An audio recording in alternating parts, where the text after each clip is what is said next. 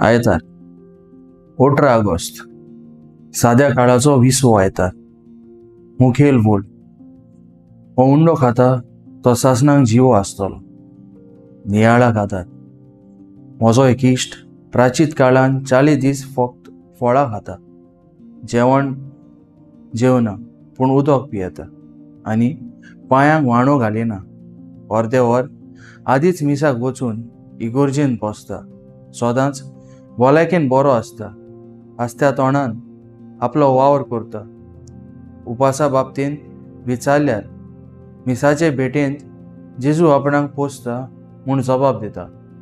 Mondo खाता तो सासणांक जिवो आसतलो. मन भुलयतल्यो नव्यो वस्तू तयार करून हो संवसार आमकां भुलयता आनी आमी भुलता.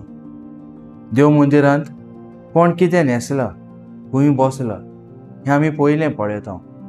आमचें असोक जिवीत जेजूच्या हातांत घालूंक विसरता. फकत कुडीक खुशाल करता, आत्म्याक रडयता.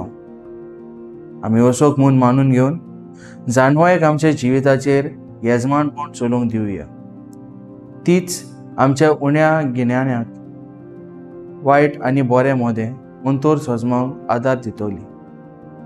देवाची खुशी जाणो जावंक मजत करतली. मिसाची भेट आमच्या जिविताचो माज करुया आनी जाता तितले फावटी वांटो घेवया.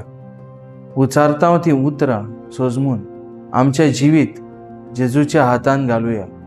जेजूच्या मांसा रोगतान मजबूत जावन जेजूच्या मोगाची गोडसाण समजून घेवया.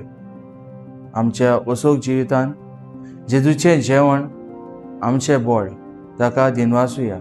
तो कितलो बरो, ताचो मायेमोग मितमेर नासलेलो. ताजी भोक्ती करून आमच्या ओठांनी स्तुती गावया.